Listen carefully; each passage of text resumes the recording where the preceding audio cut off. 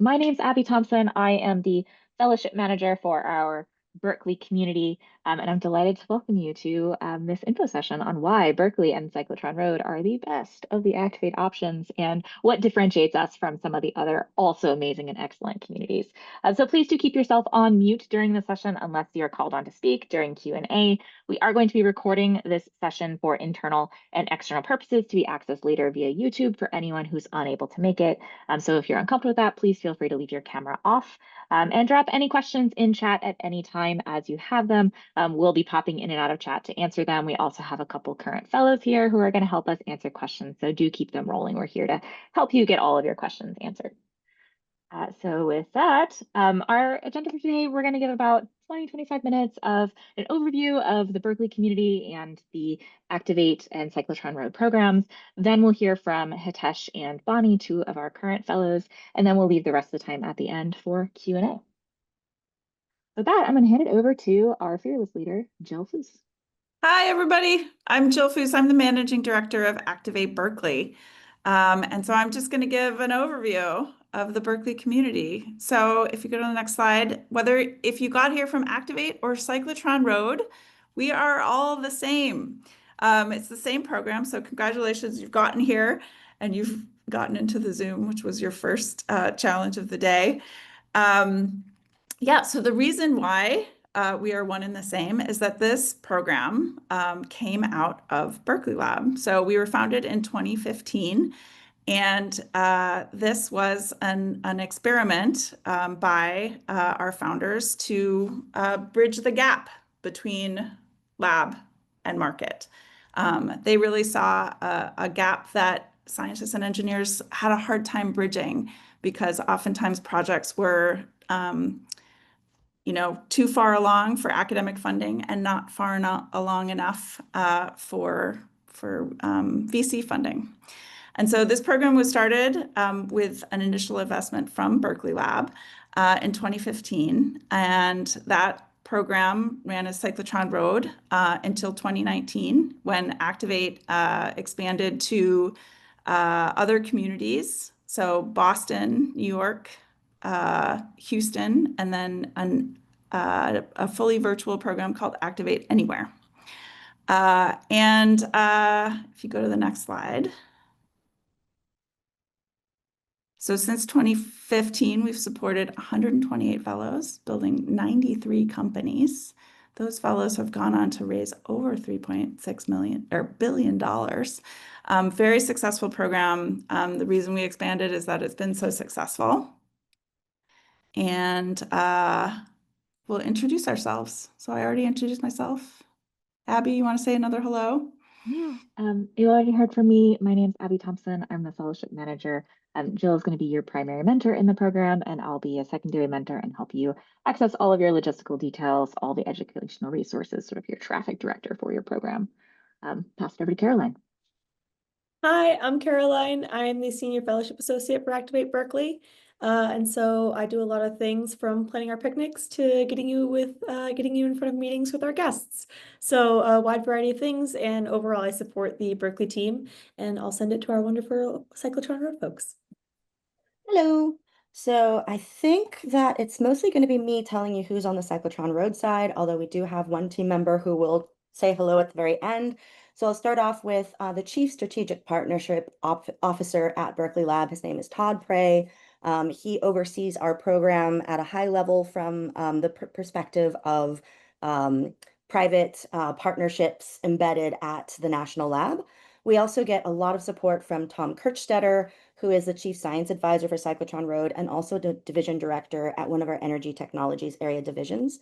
The two of them are part of the selection committee that will go through reviewing all of the applications as we go through this process. So keep them in mind. You'll see more from them in the future.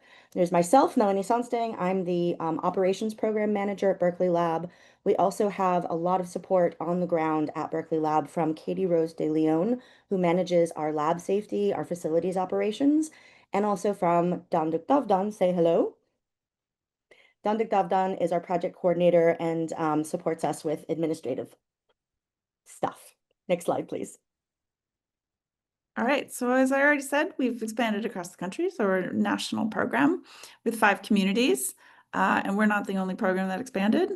So the next slide, Melanie will talk about the LEAP program. As Jill was saying, as we determined that the program was very successful, that this met a great need, everybody who was involved in it in the early stages looked at other ways we could expand this impact out to additional communities. We found there's not a great way to add more people to any individual community. We would lose some of the support and the high touch that makes the program special. So what we've done to expand it is Activate has expanded out to their locations. The Department of Energy has expanded out the program under the name DOE Lab Embedded Entrepreneurship Program, or LEAP, to additional communities beyond Berkeley Lab. Those are Westgate at Colorado's NREL, Chain Reaction Innovations at Argonne, Innovation Crossroads at Oak Ridge. And then if you want to learn any more information about those, you can follow this link when the slides are shared. The important thing to know here is that each of these communities has a separate application process. So if you're interested in exploring other things beyond the Activate Berkeley and Cyclotron Road site or Activate, you can visit that website to find other application venues. Next slide. So to recap, because it can be very confusing, we grew our programs together. Our 2 supporting entities that run this program in Berkeley together have since spread out into additional communities that make the Venn diagram of the Cyclotron Road and Activate Berkeley a very large and very supportive overall community. You get access, if you are in the Berkeley, in the Cyclotron Road and Activate Berkeley community, you get access to your fellow communities and all of the other leadership through our community connections and events through all of the LEAP sites as well as all the Activate sites. So that makes this particular Activate and LEAP site extraordinary. And the bottom line is Berkeley Fellows have multiple organizations championing their success. Yeah. So the only place these communities overlap or these programs overlap is in Berkeley. And so it's very special amongst the Activate communities and the LEAP communities in Berkeley. You get access to Lawrence Berkeley National Lab and all the fabulous facilities there, and the scientific expertise. So that's one of our very distinguishing features here in Berkeley. So anyway, what is the program? So you get 2 years of stipend, $100,000 in R&D funds. You get $12K per year in travel and professional development funds that can be spent on going to visit customers or hiring a leadership coach. Many different ways you can spend that money, plus health insurance and a relocation stipend if you are moving to this community from across the country. You get an expert community, so access to the Activate team and managing directors. We've built an incredible network over the last 10 years of scientists, engineers, technologists, entrepreneurs, including our amazing alumni community. We have a very, very vibrant Slack community where you can get your questions answered really fast in that community.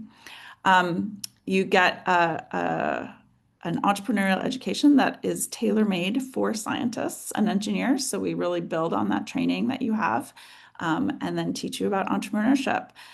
So it's custom built just for scientists and engineers, and that also includes mentorship from your managing director. In Berkeley, that is me. And so we're really looking after your individual growth and professional development. This is a fellowship program, so we support people, not companies. We support your company because that's what you're doing. But we think it gives you all degrees of freedom to pivot, figure out what you need to do. We talk a lot about what your North Star and how you build towards that. And we do that through both national programming and local programming. I'll go into the local programming in the next slide, but we also have national programming that in the beginning, you'll do something called Elements of Entrepreneurship, which is sort of a boot camp in entrepreneurship and brings everyone up to the same level in terms of their knowledge, jargon, all that sort of stuff with entrepreneurial education. And then throughout the year, our national team does what we call Founder Learning in Pods, or FLIPs, which are short courses on varying topics such as hiring, leadership, fundraising, pretty much anything you can think of, lab safety, whatever it is. We provide that as a short course. And then here in Berkeley, as I alluded to, you get access to world-class research expertise and facilities at Lawrence Berkeley National Lab, including all the fantastic equipment that is there, scientists, all of that really super cool stuff. If you've never been there, it's a fantastic place. Plus robust safety support and mentorship, which is really important as you go, when you leave the Berkeley lab and you grow your company outside of the lab. It's very important to do that in a safe manner. All right, next slide. So our local programming, what does that look like? So we gather every other Thursday afternoon for local programming. And that involves a lunch that we share together, and then programming for an hour and a half. And this is where we bring in outside speakers. They can take the form of founders talks, oftentimes from our alumni, or other startup founders in the Bay Area. They can also be workshops, maybe around storytelling, or we'll bring in lawyers to talk about IP strategy and how you should approach that. It varies from year to year, and we're really tailoring that to each cohort's needs. And then we do a number of community events through the years, like social hours, summer picnic, holiday party. We did go axe throwing, which was I found very therapeutic. It's really fun. And then we do monthly meetings with me. So that's one-on-ones every month with all the fellows to see how you're doing, answer all your questions, deal with problems of the month, day, week, whatever. And then in a more structured meeting, we do what we call quarterly meetings. And so this is where you meet with Activate staff. And also, we very much encourage you to invite advisors to those meetings. Maybe they're informal advisors, maybe they're formal advisors, maybe you're trying out advisors. It's a really good way to figure out how you're working with your advisors and get a bunch of smart minds in the room to help you solve problems. And then, yeah, the regular community events, as I mentioned before. All right, next slide. On to Melanie. Yes, thank you. So echoing on to what Jill said about what resources are you able to get through your access to the Cyclotron Road program at Berkeley Lab.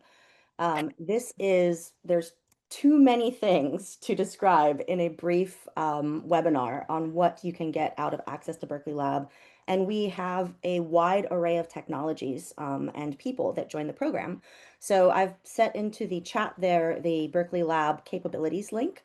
But in short, we have a number of DOE national user facilities, which you can, by the way, access without being in the program. But it is one of the extra benefits of being located locally with us in a program, is it makes it easier to access some of these facilities like the Molecular Foundry, Flex Lab, ABPDU, which is the Advanced Bioprocessing and Development Unit, Flex Lab, which specializes in grid technology research, and we have supercomputing facilities. Also, we have a lot of ease of access participation partnerships with UC Berkeley. So there's a wide array of technologies, equipment, facilities, and resources that you get access to on the lab side. Also, in the Cyclotron Road program specifically, in addition to supporting your collaborations with other PIs at the lab, we do manage some dedicated lab space and office space that we offer to our participants. And we also help your teams as you are growing them. Many of our folks are starting out with just 1 or 2 people. You're adding in new people. You're learning how to, invest and get investments and build an advisory board. And then on the flip side, you're also learning how to actually set up your own laboratory safely, how to navigate the various certifications and requirements that you might need to do that safely and to protect your own liability as an entrepreneur offsite. We will help you navigate a lot of that at Berkeley Lab, and that's an important part of it. Please do go to the lab capabilities. In addition to some of the facilities that I've listed, you'll also see a number of the various research areas. each of the research areas has an array of specific research divisions under them. So explore that website to see what types of research areas might be compatible or supportive to what you're trying to commercialize. All right, now we told you all about this amazing program. How do you actually apply? What does this process look like? Applications are now open. You can go to activate.org/apply or cyclotronroad.lbl.gov/engage. Both will take you to the same place. It's a single application for both programs. Applications are due by October 28th at 5 p.m. Once we submit applications, we do go through a lengthy review process. So applications will all go through internal and external review, where we'll send them out to review by external subject matter experts. In January and February, we will do video interviews with semifinalists. And then in March, we will have finalist presentations where you'll give a pitch to many members of the community, including the selection committee. Fellows are selected in April, and then the fellowship itself starts in June. So all of this information can also be found on Activate's website. We also have, before the application is due, many different recruitment webinars. This one's specific to Berkeley, but there are other ones for each of the other communities. There are also more general ones. There's office hours to help you figure out nuts and bolts of how to answer different pieces of the application, chances to engage with current fellows and ask questions, lots of ways to engage. Speaking of, we are also delighted to invite you to a Berkeley specific event. So we have our next happy hour is going to be Thursday, October 2nd from 5 to 7 p.m. in Cornerstone in downtown Berkeley. You are all more than welcome to come. We will all be there. We're happy to answer your questions, and you can connect with current fellows, alumni, and some program staff as well to hear more about how the program works and what we're up to. We'd love to see you there. With that, I'm going to turn it over to two of our current fellows who are going to tell you more about their experience in the program. So first up, Hitesh. Hey everyone. It's great to be here, and I see so many of you in the joining this call, so I'm really excited. I think a little bit about myself. Like, I'm the founder and CEO of Supercarb. We make high performance textiles from food waste. So there's about like 1.25 trillion kg of fresh food that's produced worldwide. And we captured these valuable molecules out of this food waste to create high performance textiles. So hypothetically, if we were able to capture every single molecule, we could serve about 6.8% of the total textile market. So we are focused on creating large impact. In terms of why I chose Berkeley community, so I'd put this in three buckets. A really large number of fellows essentially end up hearing about fellowship through a fellow that had already been in the program. So for me, in 2019, Raj, who went through Cyclotron Road and Activate, he was a mentor. And so I knew that this program existed for like 5 years out. And, when I knew that when I create a company, I would apply for this program. So, it's been a dream come true. And the second bucket in which why I chose Berkeley was proximity. I was at a Series B food tech startup in San Francisco, where I was commercializing a first of its kind fiber. So when I quit that job to start my company, it felt like normal. It felt like really an obvious choice to choose Berkeley because of the proximity. And then the third bucket as to why I chose Berkeley was because of the facilities. Cyclotron Road has these amazing facilities like ABPDU, which is Advanced Biofuel Bioproduct Process Development Unit. I know it's such a mouthful, but it allows you to use biomass and extract valuable molecules out of it. So that has one of the alignment for us. Like, if you're applying to Activate Berkeley, you have to think about what are the resources in the ecosystem that will really, really help propel your technology forward. So ABPDU was one of them. At that time, we were looking at lithography, so nanofab lab, and then molecular foundry. Molecular foundry has really, really expensive analytical instruments, and as an early stage startup, it's really hard to get access to these. And so we were able to get a rapid proposal and get access to rheometer that really enabled our science. So those were like three buckets why we chose Berkeley community. Second question is, what's most special about this community? Oh, where do I start? You don't realize how special this community is until you enter it. And like the first time I felt that I was part of something bigger than me was when you get selected, you get called for retreat, which is the first time, like, they bring all the communities together. And then you quickly realize that there is these like massively dense cerebral fellows coming together to like solve really, really hard, incredible challenges. And these people are resilient, like they get setback after setback, setback after setback, and they keep going because the impact that they are trying to make is larger than them. So, like I think what makes like this community really special are the fellows and the network. Like when you join, you'd realize like how vulnerable people are, like in terms of like how open they are to be vulnerable and how open they are to sharing resources. Like they would introduce you to the, investors. They would, like show you how their pitch decks look. They'll show you how to write a grant or like who to contact. Like, and like that is like one of the special part about this community is the people itself. And so I think the third is most impactful part about this fellowship. So I touched base on people. I will touch base on two things. One is the, funding. Activate Cyclotron Road, like funding you like $300,000 over next 2 years, at least $300,000 without equity is sort of unheard of, like no skin in the game. And they give you money to just go do something, which is incredible, right? Like, so that allowed us to like, go to institutional investors, get some money, and we completely skipped our lab stage and like procured a 40-foot manufacturing line. We have a fiber factory in San Leandro, and honestly, none of that would have been possible without help of Activate and Cyclotron. So, again, super, super privileged to be part of this community. So the last thing that I'll say before I hand over to Bonnie would be network. Visibility, like as soon as you get into Activate, like it increases the surface area of visibility of the world on you. You have investors approaching you, you have like different services, advisors, like, everyone would be like pinging you about like, oh, what are you building? Like, how can we support you? Or how can we, like, and that is just amazing. Like, the visibility that Activate and Cyclotron Road gives you is phenomenal. So yeah, I know I've spoken a lot. So I'm going to stop there and let Bonnie take over from here. Thanks. Thanks, Tatesh. So I'm so happy to talk about my experience here. And I just saw like a super relevant chat come through of the asking about ag tech. So so I am Bonnie Maven, the founder of Fertility Health, and we specifically work on animal ag. So I actually grew up on a farm all the way over in Texas. And that's where I first learned to be interested in the whole animal ag side and reproduction and fertility in that space. And then I was, did the standard academic journey for a really long time. And after that, I really got into the whole startup ecosystem and trying to find the best resources for how to navigate that.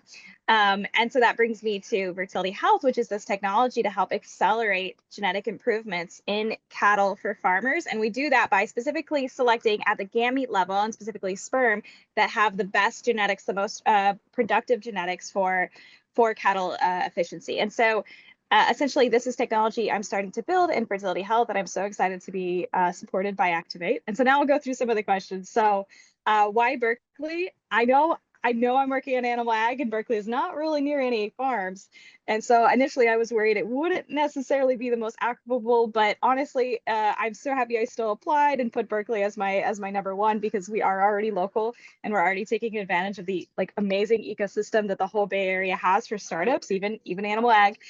And also I feel like I keep like every interaction I've had with Berkeley in general has always been very positive. And so even though Activate's separate from UC Berkeley, I still had a lot of really great conversations and various friendships over the years with folks from Berkeley. And so just the whole area just seems to be very positive. And so I was very excited to be finally like a part officially of Berkeley in some way. And what's special? Oh my gosh, this is so cliche, of course, but the people, always. I mean, going through this, it's so extremely challenging as a founder and everything you have to deal with, especially for me as a solo founder. And so it's so, so nice to have such an awesome community. And I really like to always say that I feel like I'm always one conversation away from being friends with people. But like for the Activate community, I feel like I'm one conversation away from being like besties because I just align so well with everyone in the community, and I align with the values that they all have too. And so it's really, I'm so happy that I landed in this program, and I'm very grateful.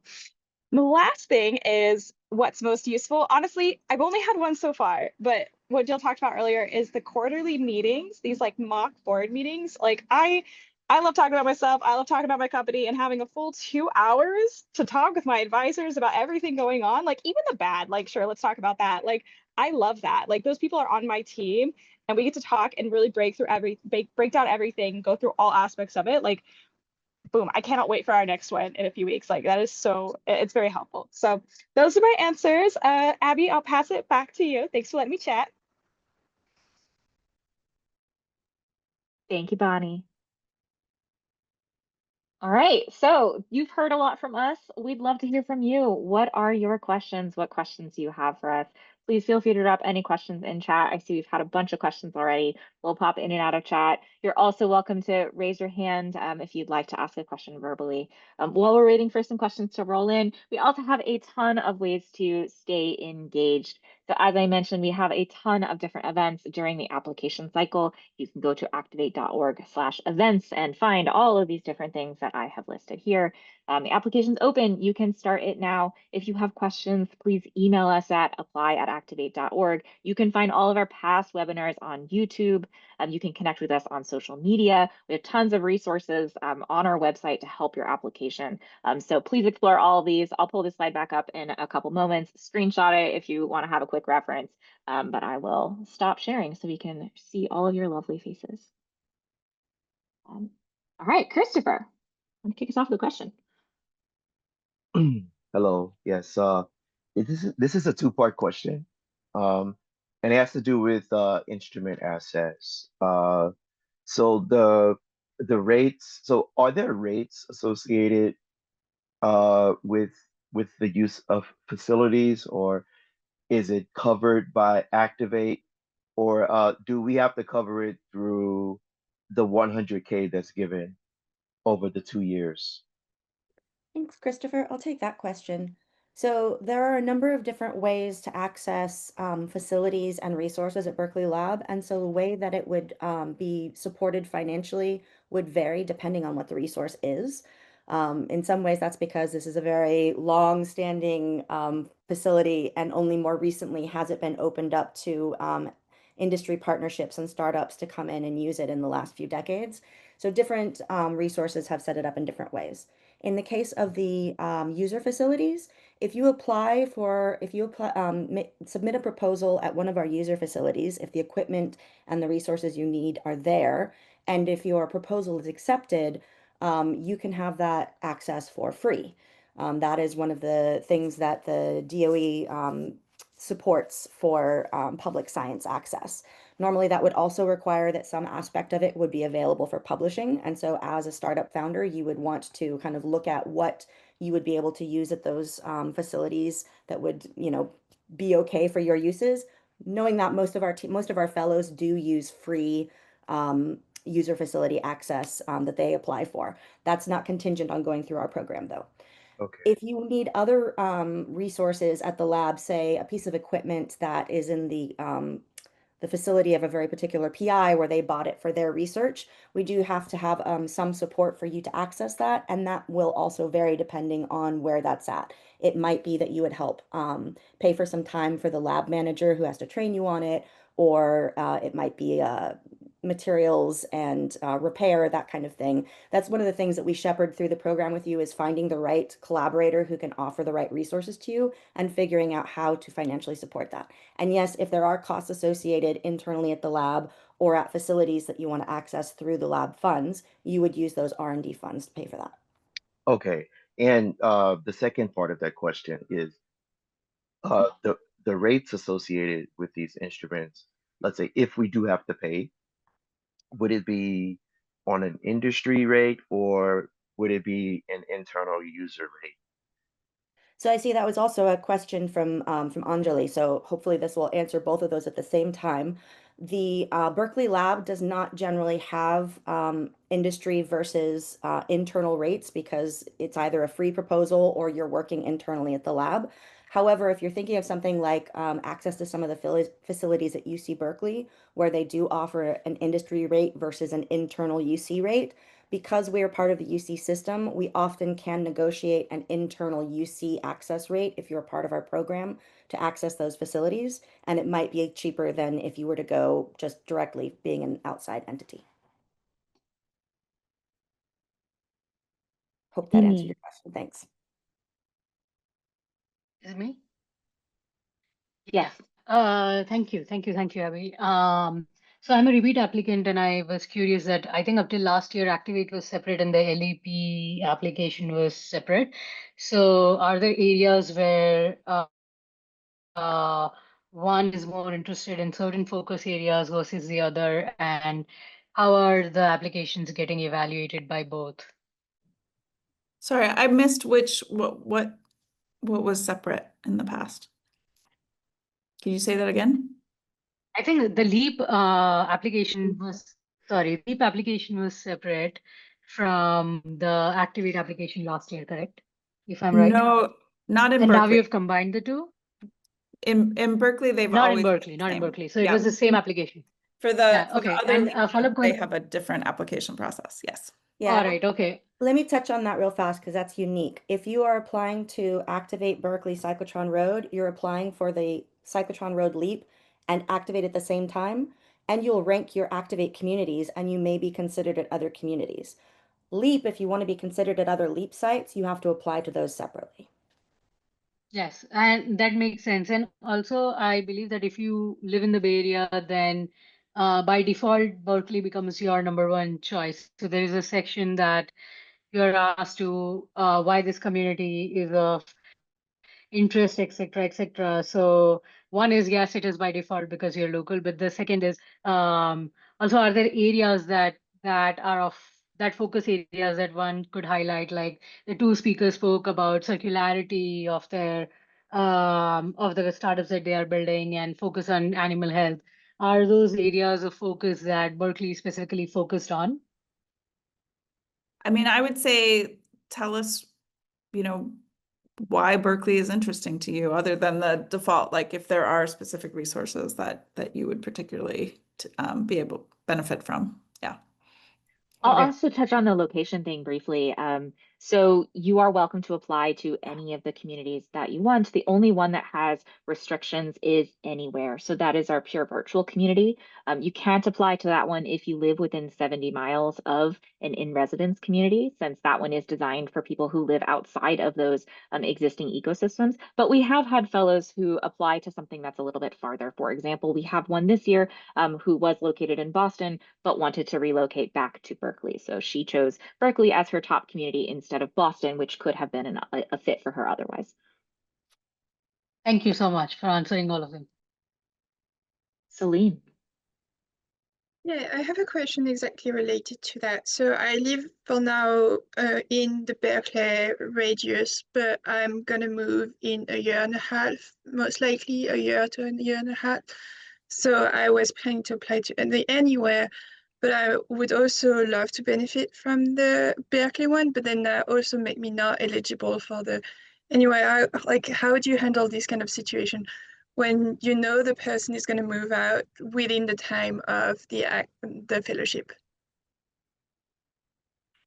That is a good question. I mean, we require in-person participation for our in-residence communities for the full 2 years of the fellowship. So it's a hard question to answer. I don't know if anyone else has a better answer. And I mean, I'm going to be moving to Caltech area, and so it's a decent commute, not to do every week, but like every month can be something doable. Like, would that be something you would consider, or like, yeah, how to think about sorry, it? I missed that you were moving to Caltech when you first were talking. No, I didn't say it, but yeah, I will be moving to Caltech. Yeah, so if you can commute, that's fine. Yeah, every other week. Okay.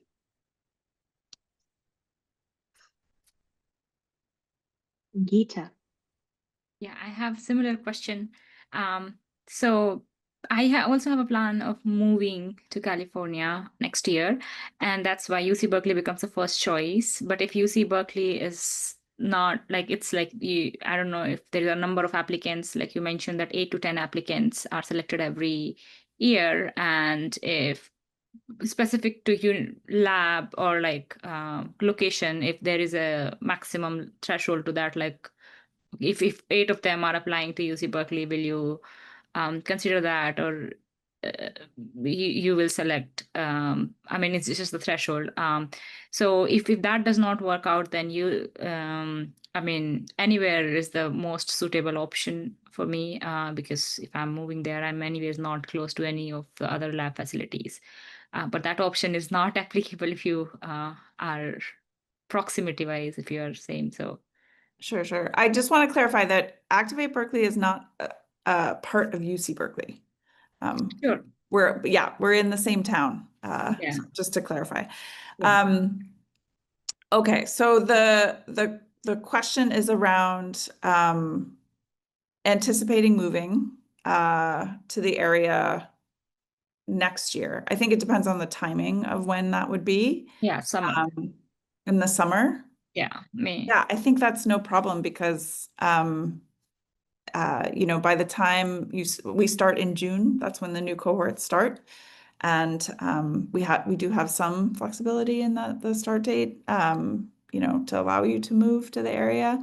But yeah, I think if you're planning to move to the Bay Area next summer, then and Berkeley is the right has the right facilities and you know everything, then yeah, I would say Berkeley. Okay, like I think my main question was like about the second choice, third choice, and fourth choice, and like that, because after I see. Berkeley, anywhere becomes the second choice or fourth choice or third choice, because all other facilities are not a very default choice. So like, how do we take care of that as applicants? See, you should only put choices of places where you really want to live. And so don't just rank all of them because, you know, you think it'll give it you more chances. So really think about like where you would want to live. And you can put anywhere as a second choice if you don't live in the area. I will say that anywhere gets about twice as many applications as the other communities. Okay. Yeah. So is there any maximum number of applicants for each or anywhere? No. Okay. No. Yeah, just number of spots. We of course have limited the number of spots, but we'll read all the applications. And Okay. I'll add on to that number of spots. That's the same in all 5 of our Activate communities. So it's max 10 spots per community. So that's true for Berkeley. That's true for anywhere. That's true for Boston. So we read all the applications that come in. There's no cutoff of when we stop reading them. And as Jill said, anywhere does get the most applications. Thank you. And one. Yeah, thank you so much for this wonderful information session. I learned a lot. And I had 2 questions. The first one is about co-founders. If I assume like I have 2 co-founders, but they are at some institution like university, then am I allowed to apply together, but they are not in the stipend, but they are still be a co-founder? Is it allowed? So are these professors that are going to keep their professor job? Not a professor, I would say staff scientist or other like company people, but if they want to stay at university, is it okay? So we ask that all fellows be all in on their companies. So if they're going to stay at the university, they shouldn't be applicants. Oh. I heard if I apply for that, and I can be a person who get stipend from that Activate, but if other people want to apply together, then should they have to quit their job or? Yeah, they should be all in at the company. And I know that we only provide one stipend per team. That's just how the program's evolved over time. And so, yeah, you would have to figure out funding for that other team member. Got it. Gotcha. All right. One follow-up question would be, are they allowed to be just advisor, not as a co-founder? Oh, cool. Totally. Cool. And Great. you can have co-founders that are not applicants. That's fine too. Oh, that's great. And then one last question would be, am I allowed to get some more funding during that Activate period? So you can apply for SBIR grants, you can raise venture funding. Yeah. All those sorts, corporate partnerships, all of that. Yes, we definitely recommend that. It's just that you wouldn't get any additional funding from Activate. Fantastic. Thank you. Sure. Song Yoon. Hello, can you hear me? Yes. Great. So thank you so much. I just want to learn more about the workspace if elected as a fellow.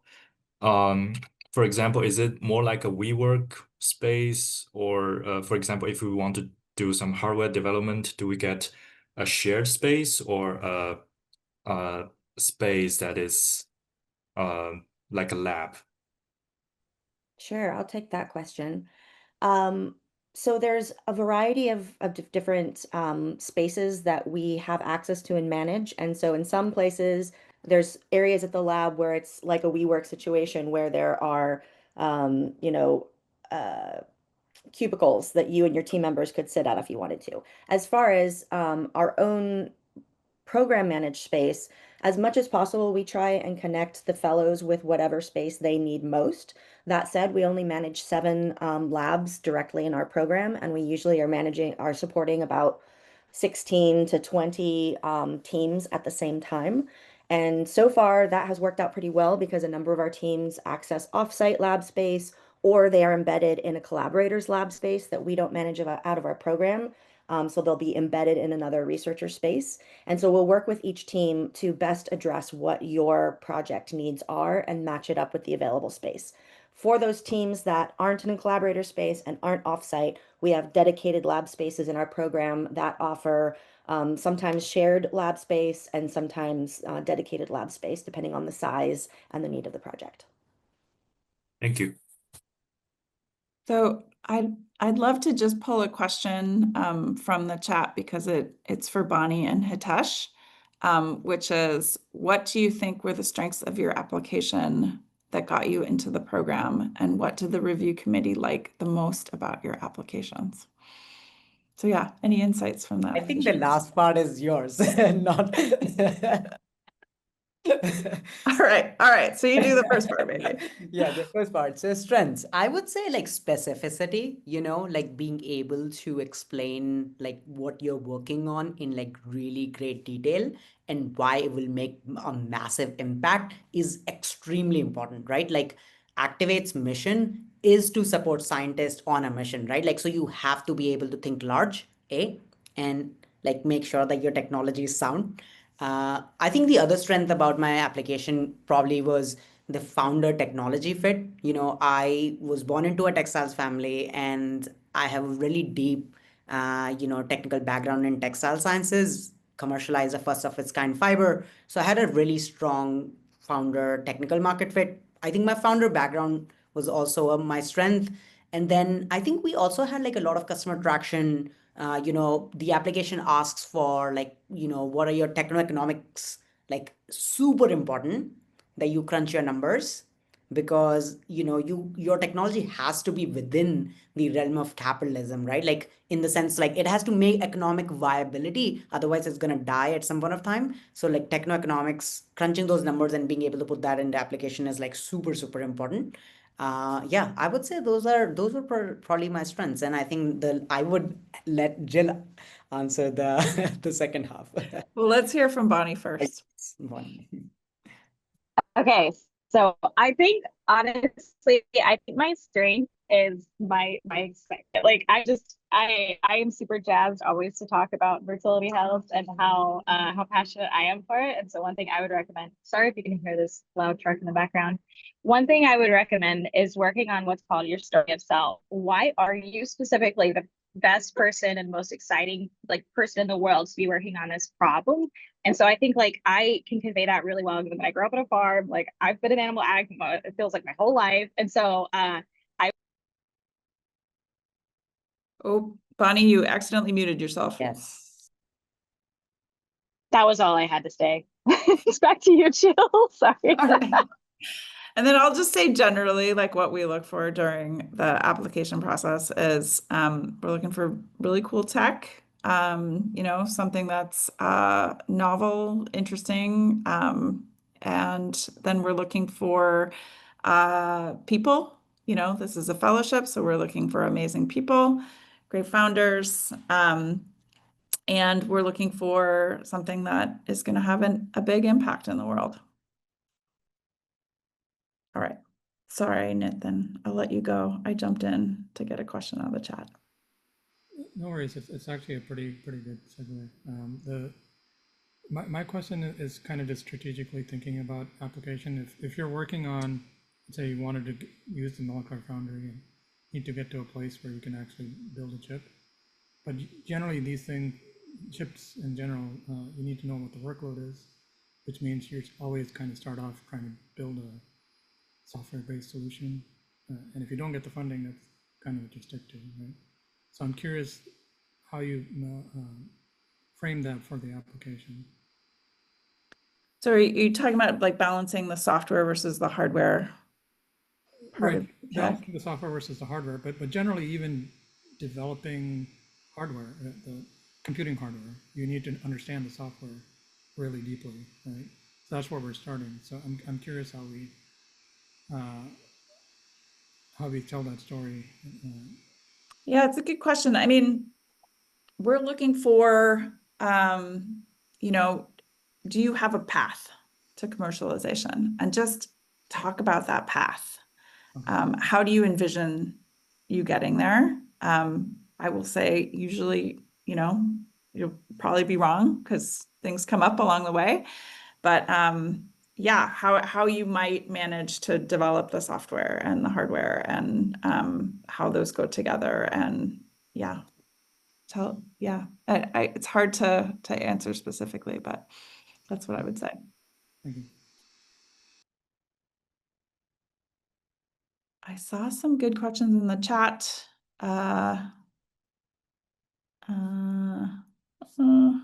But now I can't find them. Someone had a question about FDA regulated pathways. So I did want to talk about life sciences while we've got a few minutes here, but the question was specifically about like, do we consider things that the core platform is eligible for FDA regulated pathways, but could also be applied to non-FDA routes?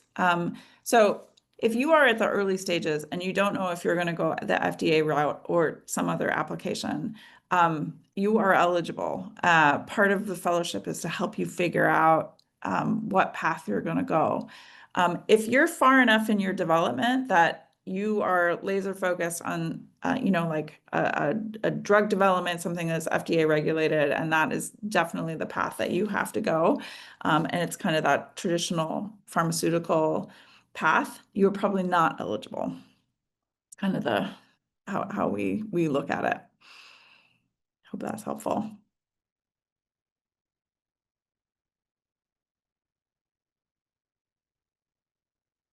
Okay. All Who's right. next? Sorry. Christopher. Yeah, I'll be really quick. So I did kind of little cringe when Hatish mentioned about the nanofab and that they are not entirely comfortable with people uh, uh, walking up and getting access to those capital tools immediately, and so it took him some time to be able to use those tools. So how open are they um, uh, for to fellows using these instruments at the very beginning? Uh, yeah, so it's just a little my concern because I would, at least on what I have in mind, I would need to go through rapid prototyping from the very beginning. So I can start with a answer to that, and if anybody, Jill or Hitesh, wants to chime in further. But as far as the user facilities go, you have to apply, you have to submit a proposal, and that proposal has to be accepted. And then once the proposal is accepted, it is not like a, drive-through.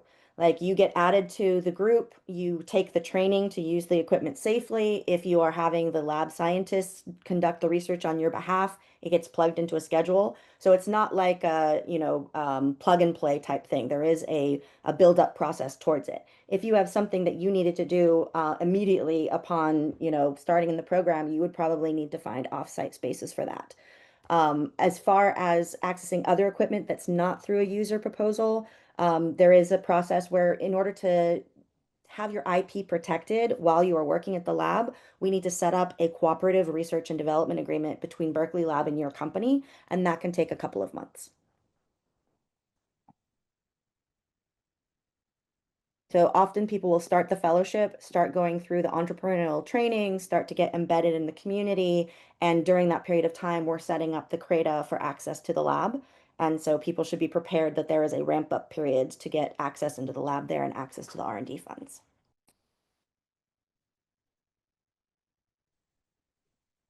And Chow, I see we missed your question in chat. I wonder if it's the same one. Yeah, it is actually. Yeah, first, thank you so much for sharing all the information. I guess it's a quick follow-up question about facility access. So we talked about accessing to certain facility or equipment. I'm wondering what about access to certain softwares?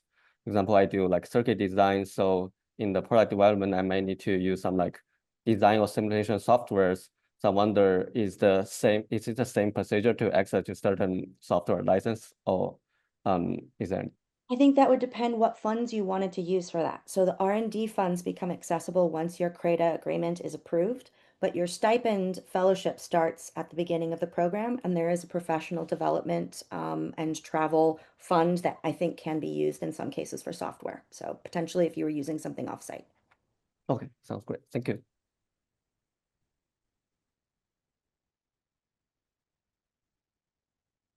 Okay, I'm seeing complicated questions here in the chat.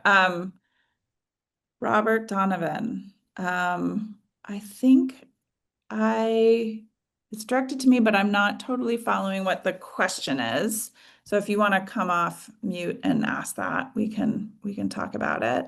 Can final year PhD students be on fellowship while on an F1 visa and haven't incorporated yet? So we have an expectation that you incorporate your company during the first quarter of the fellowship. You should have completed your PhD by then. You can't double dip with your PhD fellowship and the Activate fellowship. Does initial go-to-market need to take place in the US? Additionally, to what extent is the broader work developed during the fellowship expected to be US based? You need to have a US entity to participate in the fellowship. If another country is the best beachhead market for you, that is fine.